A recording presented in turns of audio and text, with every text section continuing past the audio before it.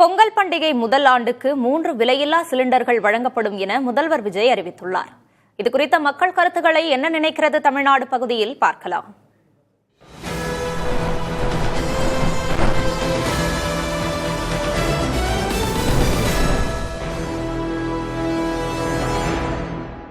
கிராமப்புறத்தில் இது நல்லா 3 சிலிண்டருங்கிறது ஓகே. நகரப்புறத்துக்கு தான் இது செட் ஆகாது.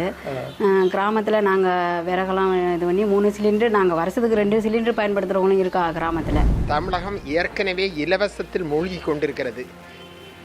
நிதி நிலைமை தமிழக அரசிற்கு கடுமையான நெருக்கடியில் உள்ளது.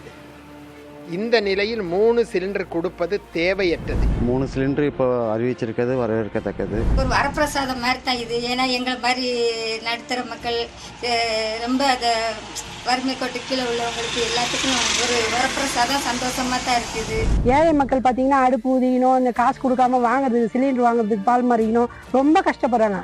இப்போ இது வந்து ரொம்ப மகிழ்ச்சியான தருணம். 6 தரேன்னு சொன்னாரு, 3 தராரு. எங்க கஷ்டப்படுற குடும்பத்துக்கு இது எவ்வளவோ ஹெல்ப். நிதி நெருக்கடி அதிகமா இருக்கிற சூழ்நிலையிலையும் தாவக அரசு 3 சிலிண்டர் கொடுக்குறேன்னு சொல்லியிருக்கிறது ஏழை எளிய மக்களுக்கு மிகப்பெரிய உதவியா இருக்கும். 3ங்கிறது எங்களை மாதிரி நடுத்தர குடும்பத்துக்கு கொஞ்சம் வரவேற்கத்தக்கது தான். 6 சிலிண்டர் கொடுக்கறதுனா ஏற்கனவே தமிழ்நாட்டில் 8 லட்சம் கோடி கடன் இருக்கு நிதியில, இவ்வளவு 3 சிலிண்டர் கொடுக்கறது பரவாயில்ல. எங்களை மாதிரி குடும்பத்துக்குலாம் 3 சிலிண்டர் ஃப்ரீன்றது ரொம்ப பெரிய விஷயம்.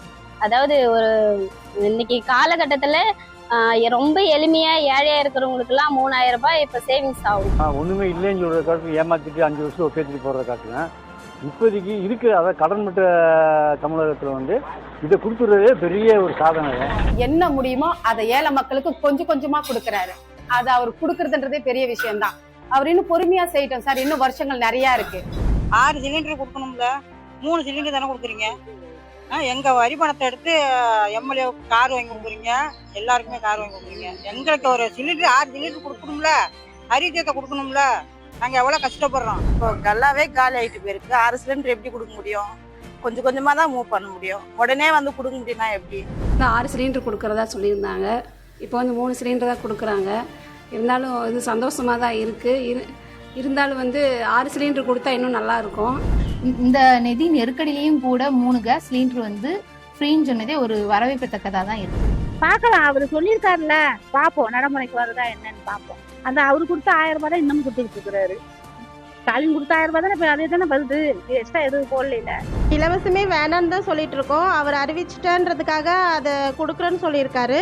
இப்போதைக்கு இருக்கிற நிதி நிலைமைக்கு நம்மளுக்கு தெரியாது எவ்வளோ இருக்குன்னு, அவருக்கு தான் தெரியும். இப்போ 3 கொடுக்குறன்றதே எங்களுக்கு சாட்டிஸ்ஃபை தான், ஓகே தான். நிதி நெருக்கடியா இருந்தாலும் சொன்ன வாக்கை நிறைவேற்றி தானே ஆகணும். நிறைவேற்றாப்புல இருந்தால் வாக்குறுதி கொடுக்கணும்.